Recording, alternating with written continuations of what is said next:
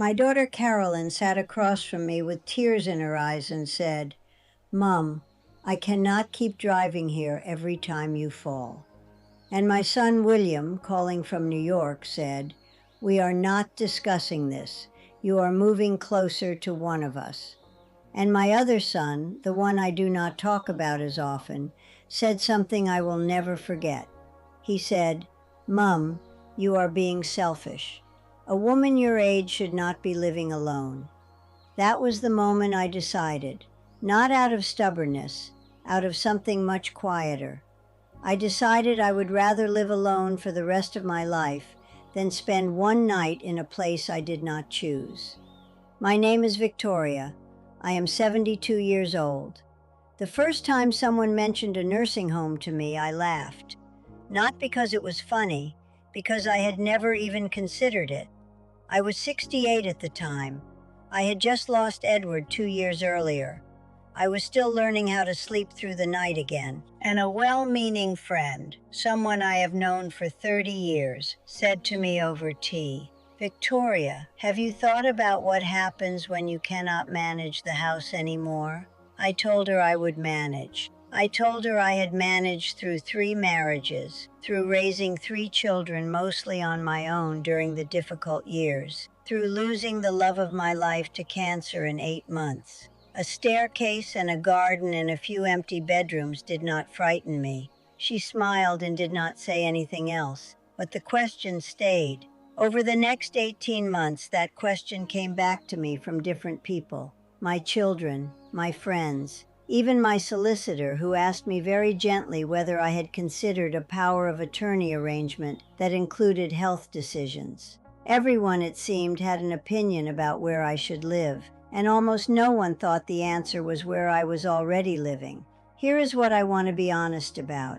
There were nights when I wondered if they were right. There was an evening in January 2 years ago when I slipped on the stairs. I did not fall, but I caught myself on the railing, and I stood there for a moment in the dark, my heart beating very fast. And I thought, what if I had fallen? What if I could not get up? How long would it take someone to find me? That thought is a terrible thing to have in your own home. It makes your house feel different, less safe, less yours. I did not tell anyone about that moment. Not Caroline, not William, not my closest friends. I kept it to myself because I knew what would happen if I said it out loud. They would say, "See, this is why you cannot stay there. This is why you need to be somewhere with help. This is why you need to move." And I was not ready to have that conversation because I was not ready to leave. So I did something else instead. I made changes, small ones. I put a chair at the bottom of the stairs so I could sit before climbing. I installed a railing on both sides. I stopped going upstairs after dark unless I absolutely had to. I rearranged my bedroom to the ground floor, which took me 6 months to accept and 2 days to actually do. I did not tell my children I had moved my bedroom. I knew what they would say, and I was not ready to hear it. Let me pause here for a moment. I upload every evening because I am lonely in a beautiful life, and this ritual fills something real. If you have not subscribed, I would like you to. I will be here tomorrow and the day after, and every evening after that. Back to the story.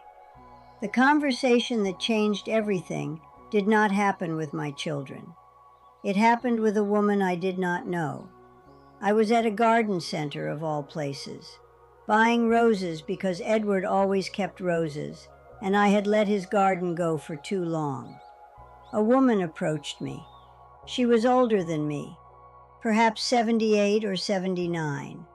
She saw me struggling with a bag of soil, and she helped me carry it to my car, and we started talking. She asked me if I lived alone. I said yes. She said she did too. And then she said something I have never forgotten. She said, "Everyone in my family wants me to move into a home. They have been asking for 3 years, and I tell them the same thing every time. I will leave my house when I am carried out of it, not before." I laughed. She laughed. And then she looked at me very seriously and said, "Do not let them take your life from you before you are done living it." That was it. That was the permission I did not know I needed.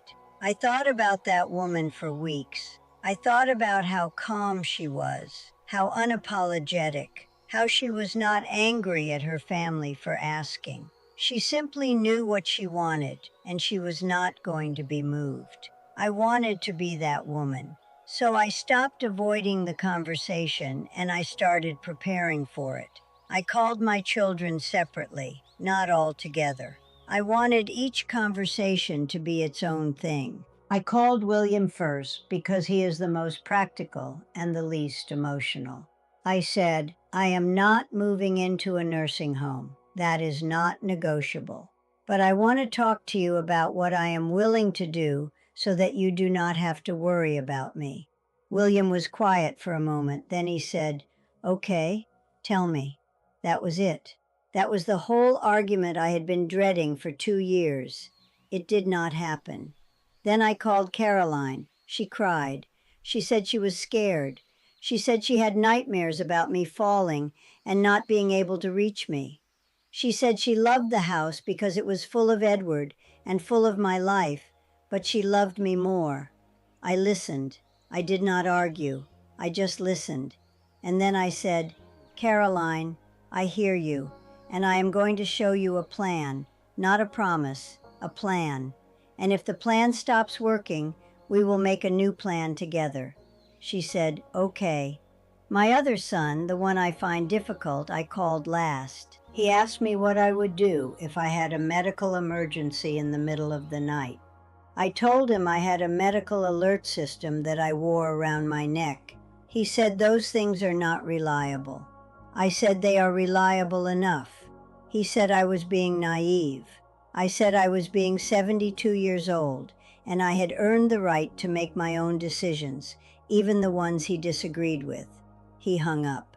He called back 3 hours later and said, "Fine, but you need to let someone check on you every day." I agreed to that. So here is what my plan actually looks like. And I am sharing this because I think it might help someone watching who is having the same conversations. I have a medical alert pendant that I wear from the moment I wake up until I go to sleep. I test it every week. Caroline has the contact information for my neighbor, my GP, and my solicitor. I send William a text every morning. Just one word, "Here." That is our system. If he does not receive here by 9 in the morning, he calls me. And if I do not answer, he calls Caroline. And if Caroline cannot reach me, she calls the neighbor. It sounds elaborate. It is actually very simple. And it costs me almost nothing except the willingness to admit that I do need some help. Just not the kind of help that requires me to leave.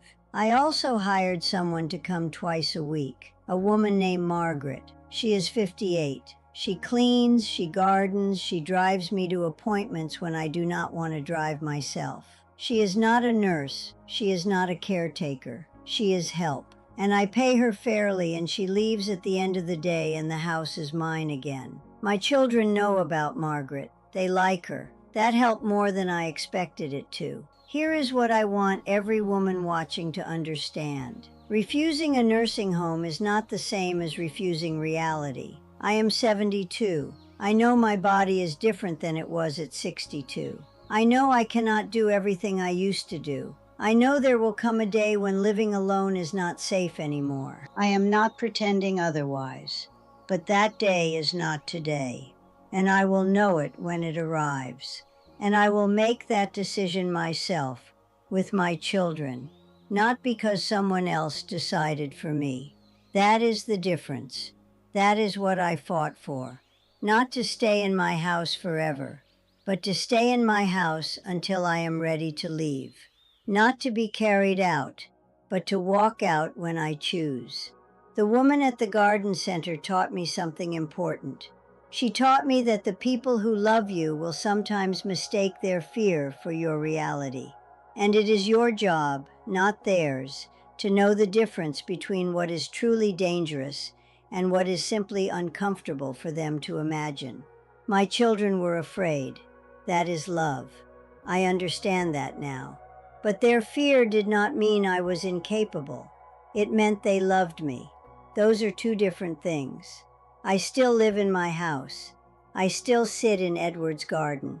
His roses are blooming this year more than they have since he passed. I think that is because I finally stopped being afraid to tend to them.